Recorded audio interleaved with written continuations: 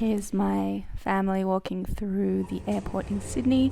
I left them alone while I went up to the lounge, which it was nice. I mean, as far as lounges go, I was really happy to be there in the first place, but it was crowded and a little bit small, and the food offering was not great, so I didn't stay there for too long.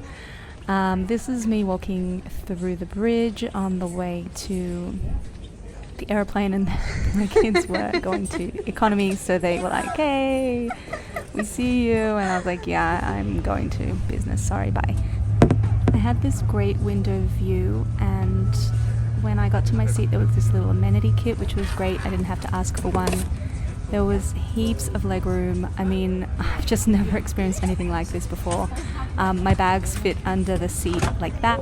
So we flew from Sydney to Milan. This is the A380 800, and the second leg was on an A350 900. Just huge screen, beautiful safety video, everything that I'd seen a billion times on all of the YouTube videos. So I knew what to expect, but it was just very surreal actually sitting here and experiencing it in person. They offered a welcome drink when I got on the plane, and then they also started the drink service shortly after takeoff. So that was my champagne after takeoff with some nuts, and then they started the meal service shortly after that. So I had this chicken and quinoa salad. It was really tasty, very fresh. And then my main was another chicken dish with potatoes. I didn't actually choose this specifically. I chose the gluten-free meal, and that was what was given.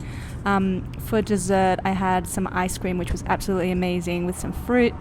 Then I thought I'd check out the bathroom, which was really spacious. I mean, it was nothing super special, but really clean and quite big. And yeah, there was lots of mirrors in this bathroom. So there was this vanity mirror, and then there was a full-length mirror, which was kind of nice. And obviously the normal mirror, but lots of mirrors actually. It made the bathroom feel quite big, probably bigger than it actually was. But yeah, it was nice, not so claustrophobic. So I went down to visit my family in economy, which was quite humbling because I went upstairs after that, and the difference in just the serenity was tangible. It was amazing, and I felt extremely grateful to be having this experience. So here I am with my legs up and just loving life. After that flight, we stopped in Singapore, and I went to check out the Singapore Silver Chris lounge. It was nice. The best part about it was definitely the shower. I was lucky that somebody cancelled their booking and they gave me their spot, so I didn't have to wait. But I didn't like the lounge itself. It was so crowded. I can't even tell you. I couldn't even find a seat, and I didn't eat anything. It was just too crowded to enjoy. The next leg was an Airbus A350 900 from Singapore to Milan. Started off with this salmon salad dish, which was really tasty. And there was a really lovely selection of wines that went with it. I think I had the Pike's Riesling. Then the lobster thermidor, obviously it's a classic. As you can see, there's heaps of turbulence. I am a really nervous flyer, so that was very scary. And then I got this cheese selection, and somehow I missed the entire rest of the flight, and because all of a sudden it's breakfast time. So I had the fruit, and then I had these buckwheat pancakes, the spiced buckwheat pancakes. They were really tasty. Look, honestly, I was just so exhausted after the first flight that I didn't really record or have any energy to do anything on the second flight. But I did make a more extensive video of this flight on the way back to Sydney, so I will upload a video of that at some point. But here we are in Milan. It was about 6 a.m, very foggy and cold and maybe even rainy, I can't remember.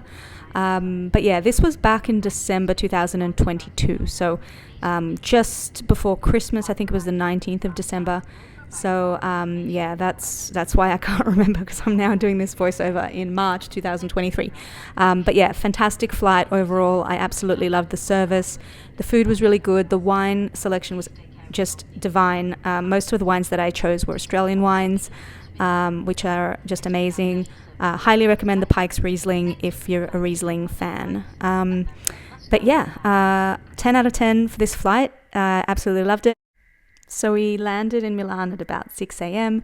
and we arrived at our ski village at about 6 p.m, so 12 hours later. It was a very long drive. We had to stop firstly in Milan to pick up the grandparents who were staying at a hotel, and then we had to stop in Verona for lunch. I know, it's such a hard life, but eventually we made it, and this place was just the best. I would love to come back here. So yeah, that's it.